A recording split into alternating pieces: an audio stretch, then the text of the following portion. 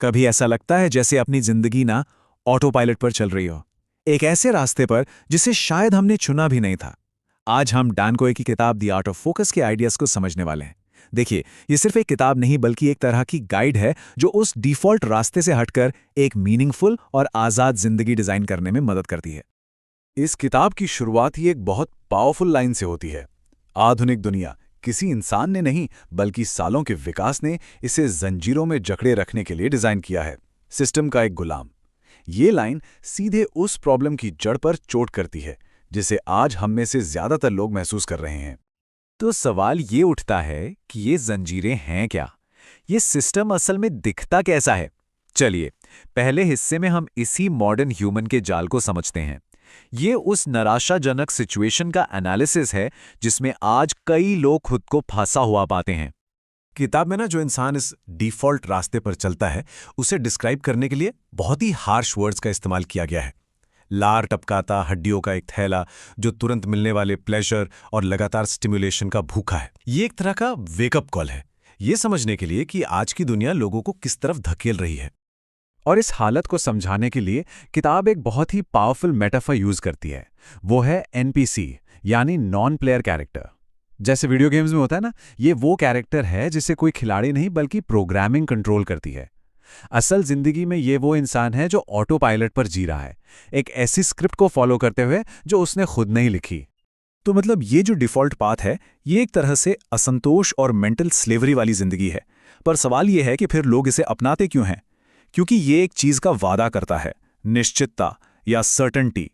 अनिश्चितता का डर इतना ज्यादा होता है कि ज्यादातर लोग बिना सवाल किए इसी रास्ते को अपना लेते हैं और उसी जाल में फंसे रहते हैं।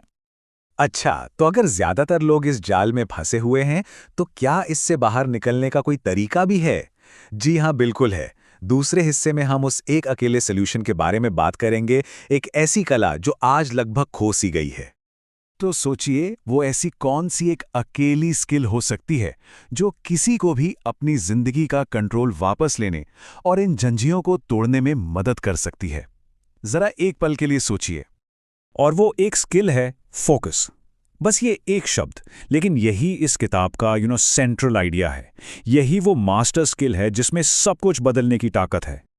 लेकिन रुकिए, यहां फोकस का मतलब सिर्फ कॉन्सेंट्रेशन नहीं है जैसा हम आम तौर पर सोचते हैं। किताब इसे एक अलग ही नजरिए से देखती है। फोकस का मतलब है इरादे के साथ ध्यान देना, और ये शायद अकेली ऐसी चीज है जिस पर किसी का सच में पूरा कंट्रोल होता है, और इसी से हमारे विचार, हमारी भावनाएं और हमारे एक्शन तय होते हैं। तो फोकस को मास्टर स्किल क्यों कहा गया है? देखिए, ये हर जरूरी चीज की एक तरह से नींव है। जैसे इसे आदतों की आदत कहा गया है।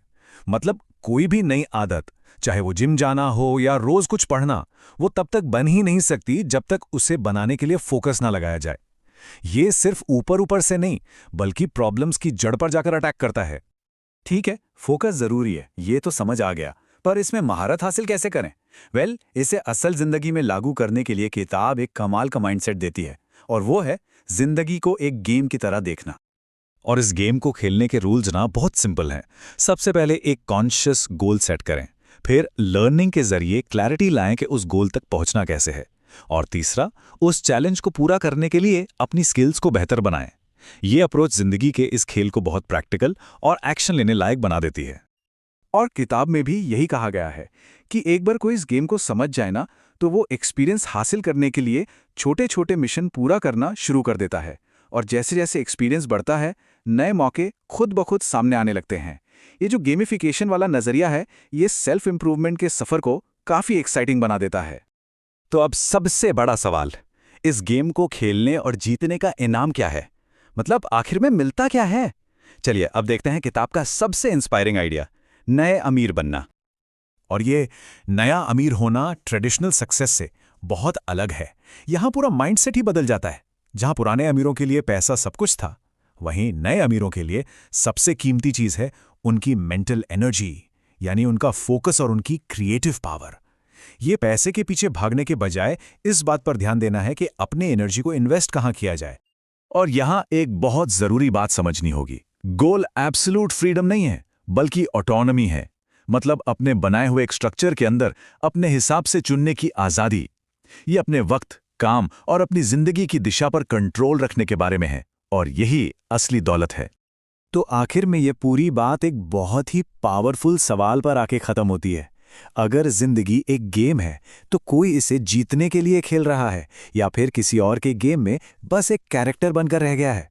और इसका जवाब हर किसी के अपने फोकस में ही छिपा है।